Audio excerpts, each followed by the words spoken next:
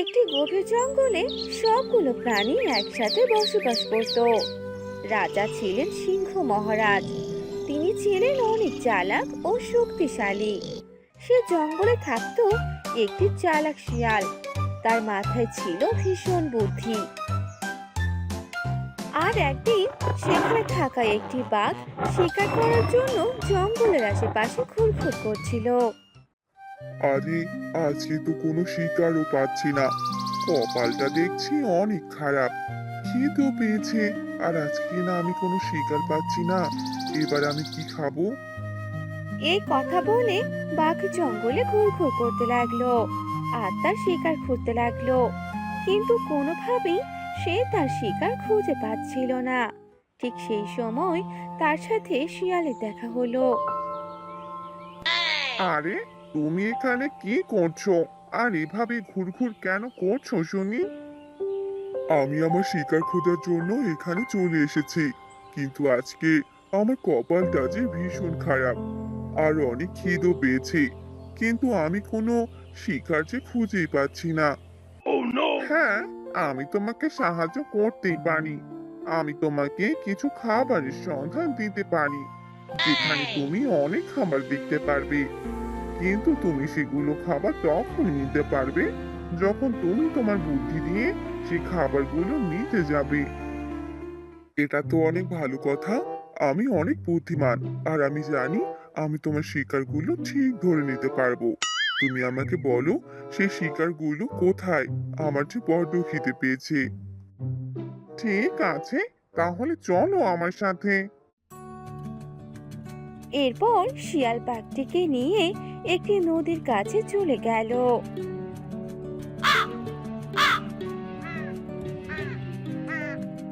যেখানে গিয়ে দেখতে পেল একটি নদীতে অনেকগুলো হাঁস। এতগুলো হাঁসকে দেখে বাঘ ভীষণ খুশি হয়ে গেল। আরে বাহ, এখানে তো অনেকগুলো হাঁস। এই সবগুলো হাঁস কি তুমি আমার জন্য রেখে দিয়েছো? হ্যাঁ, তুমি যদি এই হাঁসগুলো শিকার করতে পারো, তবে তুমি হাঁসগুলো খেতে পারবে। এগুলো শিকার করা তো আমার জন্য কোনো ব্যাপারই নয়। আমি আমার শক্তি দিয়ে এগুলো শিকার করে নিতে পারবো। সবকিছু শুধু শক্তির মাধ্যমে হয় না, বুদ্ধিরও প্রয়োজন হয়। তুমি যদি বুদ্ধি দিয়ে এই কাজটি করতে পারো, তাহলে তুমি তোমার খিদে অবশ্যই মেটাতে পারবে। তুমি তো ঠিক কথাই বলেছ। এখন যদি আমি আমার শক্তি দিয়ে হাঁসের উপরে হামলা করি, তাহলে তো হাঁসগুলো সেখান থেকে পালিয়ে যাবে। আমি তোমাকে তোমার শিকারের পথটি বের করে দিয়েছি। এবার যা করার তোমাকেই করতে হবে। তুমি তোমার বুদ্ধি দিয়ে এই শিকারটা করে ফেলো। এবার আমি আসি। এ কথা বলে শিয়াল সেখান থেকে চলে গেল। বাঘ তো ভীষণ চিন্তায় পড়ে গেল। সে অনেক ভাবতে লাগলো, কিন্তু কোনোভাবেই সে তার বুদ্ধি বের করতে পারলো না। আর সে তখন সেখান থেকে চলে গেল। সেদিন বাঘ কোনোভাবেই শিকার করতেই পারলো না। আর সেদিন না খেয়ে তাকে থাকতে হলো।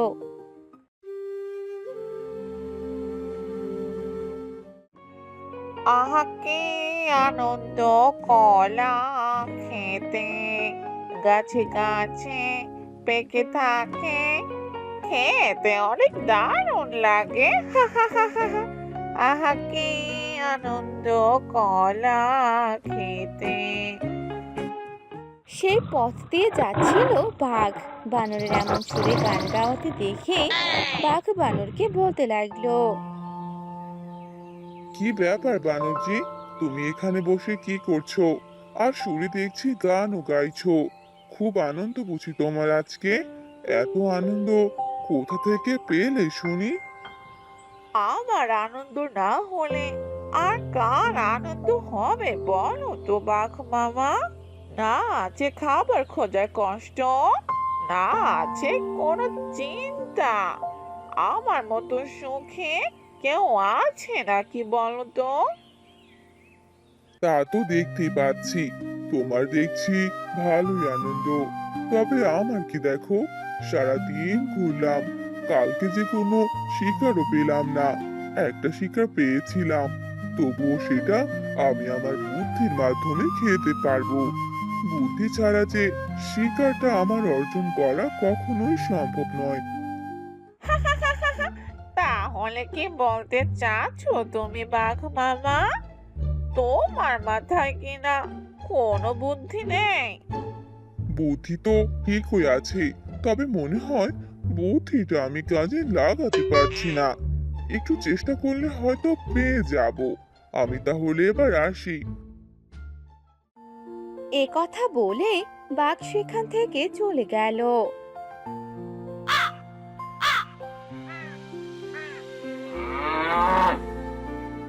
আর সিংহ মহারাজার কাছে গেল।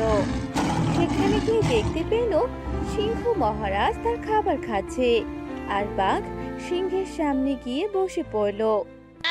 কি ব্যাপার বাঘ, কি হয়েছে তোর?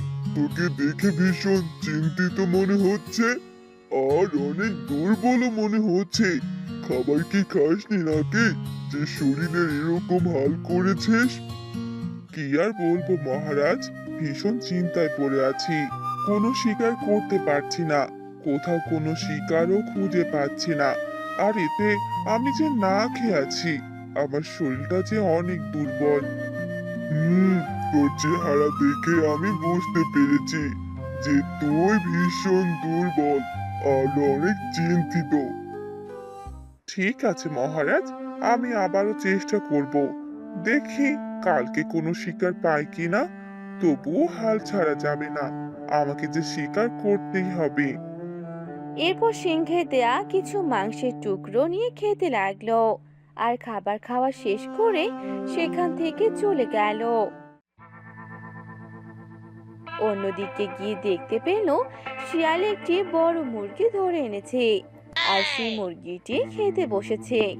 বাঘ তখন শিয়ালকে বলল, কি ব্যাপার, আজ আমি দুদিন ধরে কোনো শিকার খুঁজে পাচ্ছি না, আর তুমি কিনা এত বড় আস্ত একটা মুরগি এখানে ধরে এনে খাচ্ছ? তুমি এত শিকার কিভাবে করছো? আমি আমার বুদ্ধির সাহায্যে শিকারগুলো পেয়ে থাকি, যা তুমি পারো না। যার কারণে তুমি 2 দিন ধরে এখনো কোনো শিকার খুঁজে পাওনি। না না, আমি তো সেদিনই শিকারগুলো ধরতে পারিনি, আর সেখান থেকে চলে এসেছিলাম। এভাবে বাঘ আর শিয়াল কথা বলছিল।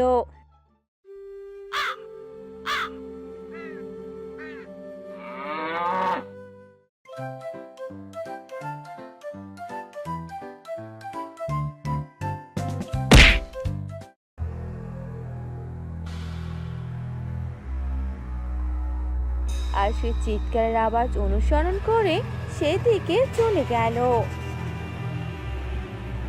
আর সেখানে গিয়ে দেখতে পেল নদীতে একটি খরগোশ পড়ে গেছে, আর খরগোশটি চেঁচাচ্ছিল, আহ আহ আহ আহ, আমাকে বাঁচাও, আমাকে বাঁচাও, আমি যে পানিতে পড়ে গেছি, উদ্ধার করো আমায়, আমি যে সাঁতার পারি না, আমি ডুবে যাচ্ছি, কে আছো, আমাকে বাঁচাও। আরে, এটা তো খরগোশ, ও যে পানিতে পড়ে গেছে। আরে, এখন কি হবে? আমি যে সাঁতারও পারি না, আর ওকে যে বাঁচাতেও পারবো না। শিয়াল, তুমি কি সাঁতার পারো? তুমি যদি সাঁতার পেরে থাকো তাহলে নদীতে ঝাঁপ দাও, আর খরগোশটিকে বাঁচিয়ে তোলো, ও যে ডুবে যাচ্ছে। আমি সাঁতার পারি, তবে আমি এবার অনেক বেশি খাবার খেয়ে নিয়েছি, যার কারণে আমি যদি পানিতে ডুব দিই তাহলে আমি ওকে বাঁচাতে পারবো না, আর আমার নিজের ওজনের কারণে আমি নিজেই ডুবে যাব। কিন্তু ওকে যে আমাদের বাঁচাতে হবে, অন্য কোনো পদ্ধতিতে বের করতে হবে যাতে আমরা খরগোশকে বাঁচাতে পারি। অন্য কোনো পদ্ধতি মানে বুদ্ধি? আমাদের বুদ্ধি কাজে লাগাতে হবে, বুদ্ধির সাহায্যে আমরা ওকে বাঁচাতে পারবো। কিন্তু আমার মাথায় তো এখন কোনো বুদ্ধি আসছে না, তাহলে কি হবে এবার? এই তো একটা বুদ্ধির পথ পেয়ে গেছি, তুমি এখান থেকে একটু সরে যাও তো। তখন শিয়াল একটি বড় গাছের শিকড় পেয়ে গেল, আর শিকড়টি নিয়ে পুকুরে ফেলে দিল। তোমাকে অনেক ধন্যবাদ শিয়াল দাদা। তুমি যে আজ আমার জীবন বাঁচালে। তুমি যদি না থাকতে তাহলে হয়তো আমি আজ মারা যেতাম। ঠিক আছে, কোনো ব্যাপার নয়। এখন তুমি কেমন আছো? এখন আমি ঠিক আছি। আর তুমি অনেক বুদ্ধিমান আর অনেক চালাকও। এবার আমি আসি। এ কথা বলে খরগোশ সেখান থেকে চলে গেল। বাঘ শিয়ালের এত বুদ্ধি দেখে অবাক হয়ে গেল আর আবারও শিয়ালকে বলতে লাগলো। আমার সত্যি অনেক অবাক লাগছে তোমার এত বুদ্ধিমত্তা দেখে। তুমি কি আমাকে আবারও সাহায্য করতে পারো? আমি আজকেও কোনো শিকার পাইনি। হ্যাঁ, অবশ্যই। আমি তোমাকে শিকারের পথটা খুঁজে দিতে পারি। তাহলে তুমি চলো আমার সাথে, আর দেখে নাও তোমার শিকার এবার কোথায়। এ কথা বলে তারা দুজন সেখান থেকে চলে গেল। আর কিছু দূর যাওয়ার পর দেখতে পেল একটি মাঠে কিছু হরিণ একসাথে ঘাস খাচ্ছে। তখন শিয়ালটি বাঘকে বলতে লাগলো। ওই দেখো, ওই হলো তোমার আজকের শিকার। আর তুমি যদি হরিণগুলোকে শিকার করে নিতে পারো তাহলে তুমি এদেরকে খেতে পারবে। এ কথা বলে বাঘ সেখান থেকে আস্তে আস্তে পা বাড়াতে লাগলো আর হরিণের কাছে যেতে লাগলো। আস্তে আস্তে যাওয়ার কারণে হরিণ বুঝতেই পারলো না যে তাকে কেউ অনুসরণ করছে। আর তখনই বাঘটি একটি হরিণকে ধরে ফেললো আর বাকি হরিণগুলো সেখান থেকে পালিয়ে গেল। আর বাঘটি হরিণটিকে আঘাত করার পরে হরিণটি মাটিতে শুয়ে গেল।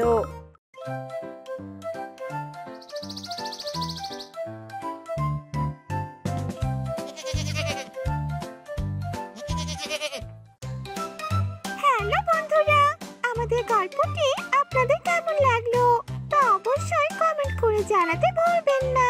এমন আরো মজার মজার গল্প দেখতে চ্যানেলটি সাবস্ক্রাইব করে